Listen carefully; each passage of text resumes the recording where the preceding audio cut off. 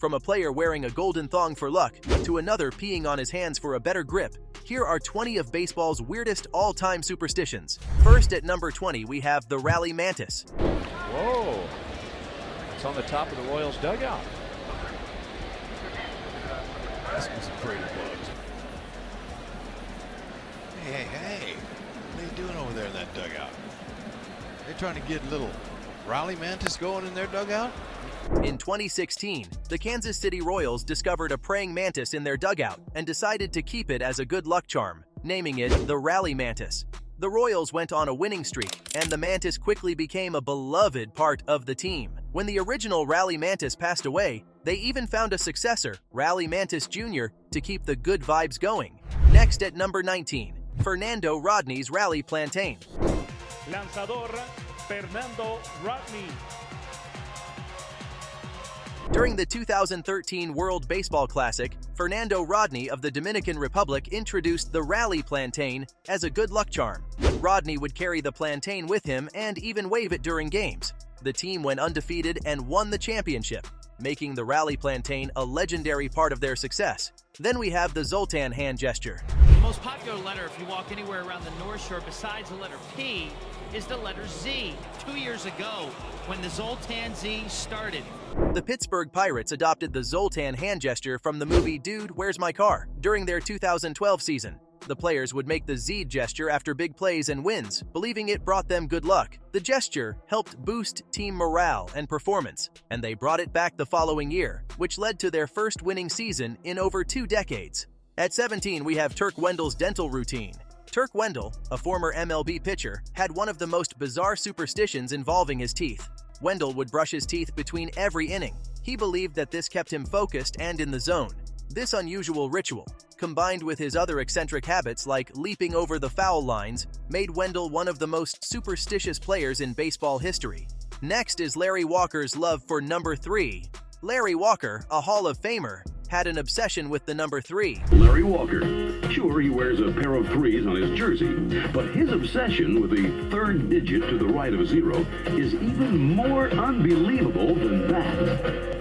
Superstition with the number 3, so I try to do things revolving around the number 3, whether divisible, multiples, everything usually is in 3s. He wore jersey number 33, took practice swings in multiples of 3, and even set his alarm clock to wake up at times like 7:33.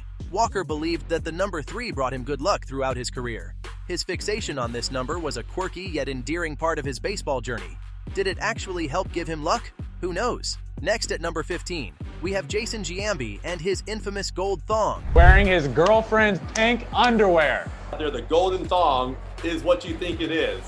It's thong is a sparkly, shiny, golden thong. Yes, correct, right? Whenever Giambi found himself in a hitting slump, he would rock a bright gold thong to turn his luck around. According to Giambi, the unusual ritual worked wonders, helping him break out of his slumps. His teammates even started borrowing the thong when they were struggling, proving that sometimes you just have to get a little weird to get back on track. Next, at number 14, we have Greg Swindell, who had a rather gross superstition. Swindell would chew off one of his fingernails and keep it in his mouth while pitching. The idea behind this bizarre habit was to help him stay focused and calm during games.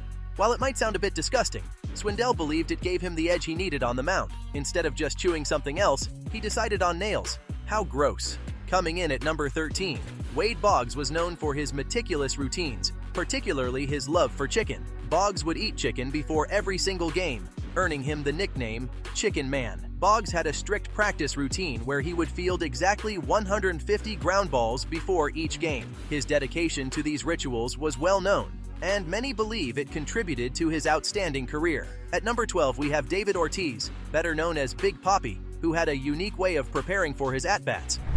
Well, you know that pretty much all the guys in today's day, they want to do something funky to kind of cut off your rhythm.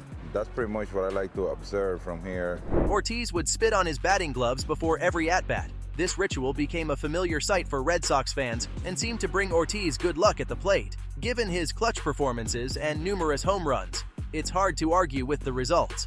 Joe DiMaggio takes the number 11 spot with his peculiar habit of stepping on second base when taking center field. This superstition was part of DiMaggio's routine to ensure he had a good game. Known for his 56-game hitting streak, DiMaggio's quirks are part of his legendary status in baseball history. Next, at number 10, Roger Clemens had a ritual that connected him to one of baseball's greatest legends. Seen a few minutes ago at Yankee Stadium, Roger Clemens emerges from the bullpen and does what he always does, walks over to Monument Park.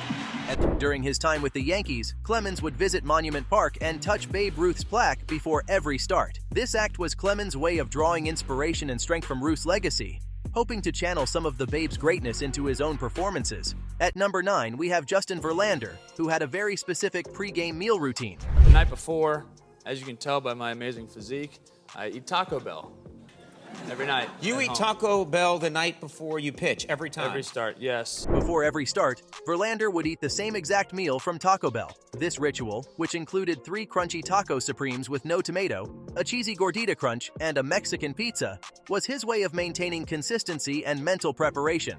Considering Verlander's impressive career, it seems this quirky routine did the trick. At number 8, we have the legendary Satchel Paige. Known for his incredible pitching, Paige had a unique way of preparing his arm for games. He would lube his throwing arm with axle grease. Paige believed this helped keep his arm loose and ready to perform. Given his long and successful career in both the Negro Leagues and Major League Baseball, his unusual method seemed to work wonders, but extremely odd nonetheless. Next up at number 7 is Moises Alou, who had one of the most bizarre superstitions in baseball history. Moises didn't wear batting gloves, preferring instead to toughen his hands by urinating on them. He believed this kept his hands from blistering and provided a better grip on the bat. While the practice might seem gross, Alou's impressive batting stats speak for themselves. It reminds me of the great Patches O'Houlihan.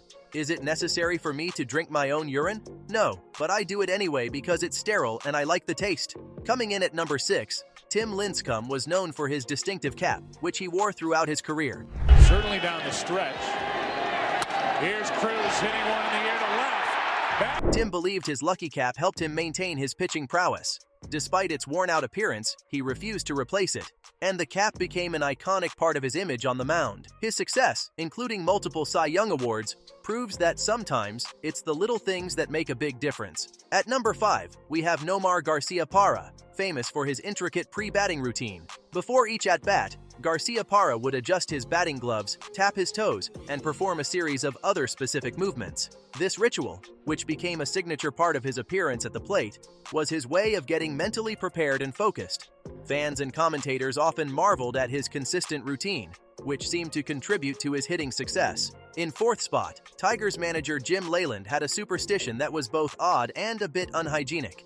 During a winning streak, Leyland would wear the same pair of boxers without washing them. He believed this routine brought his team good luck. While it might sound gross, Leyland's strategy seemed to work, as he led the Tigers to multiple successful seasons. At number 3, Max Scherzer has an interesting take on superstitions. His superstition is that he refuses to reveal any of his superstitions. By keeping them a secret, Scherzer believes he maintains their power. Known for his intensity and dominant pitching, Scherzer's strategy seems to be working, as he continues to be one of the top pitchers in the league. At number 2, we have a former Padres general manager who had a unique superstition involving closer Trevor Hoffman. The GM would never watch any of Hoffman's saved games live. He believed that his absence from the stands during these critical moments somehow contributed to Hoffman's success. Given Hoffman's record of 601 saves, which is the second most in MLB history, it's hard to argue against this quirky ritual. Then we come to number 1, where we have Mark McGwire and his legendary protective cup. McGwire wore the same protective cup throughout his entire career, a cup he had used since high school. Despite the wear and tear over the years, he believed this piece of equipment brought him luck and protection. McGwire's powerful hitting and record-breaking home runs suggest that his superstition might have had some merit. It's one of those weird habits that baseball fans will always remember about this iconic slugger. So there you have it. From wearing gold thongs to peeing on hands, those were 20 of baseball's weirdest all-time superstitions. Each of these quirky rituals reflects the lengths to which players will go to maintain their performance and luck on the field. Whether these superstitions had any real impact is up for debate, but they certainly add a unique and fascinating dimension to the game we love.